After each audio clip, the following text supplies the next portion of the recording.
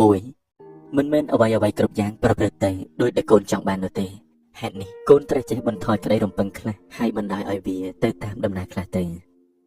2កុំបៀមទុករឿងជូរចត់ច្រើនពេកក្នុងជីវិតព្រោះវានាំឲ្យយាអ៊ុនយើងដែរ3បើសិនអ្នកតាក់ទងបាននារីណាដែលចេះគ្រប់ត្រអ្នកហាក់ដូចជាអ្នកមានអ្វីអ្វីនៅក្នុងដៃដែរ4បើសិនអ្នកចង់បានសម្រេចជោគជ័យត្រូវតែគោរពបទបញ្ញត្តិមួយដាច់ខាតកុំកុហកខ្លួនឯងឲ្យសោះ5បើសិនឪពុកម្ដាយអ្នករំពឹងចំណេញលើអ្នក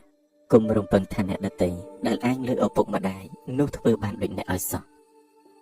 6សុខចិត្តរត់ដេញតាមគោលដៅអ្នកតែមិនមែនរត់តាមបុគ្គលទេ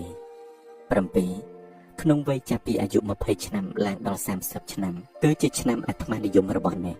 ខំកសាងខ្លួនត្រូវគិតដល់ខ្លួនឯងមុនគេបងអស់ទោះក្នុងតម្លៃណាក៏ដោយ8ការចេះផ្ដាច់ខ្លួនចេញគឺជាអំណាច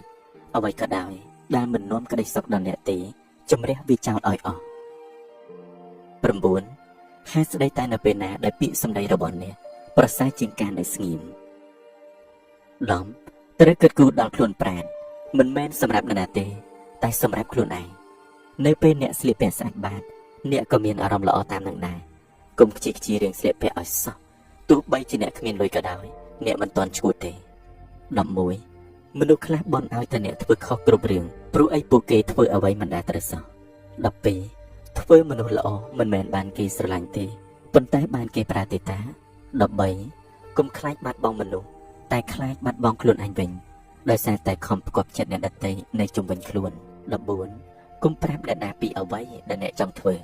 ចាំរហូតដល់អ្នកធ្វើវារួចសិនការនិយាយប្រាប់គេមុននាំមកនៅរឿងមិនល្អរឿងល្អបំផុតគឺកុំនិយាយប្រាប់គេពីអ្វីអ្វីដែលកាត់ឡើងនៅក្នុងជីវិតអ្នក15ដើម្បីសុខភាពផ្លូវចិត្តអ្នកកុំដាក់ចិត្តស្រឡាញ់ជ្រុលពេក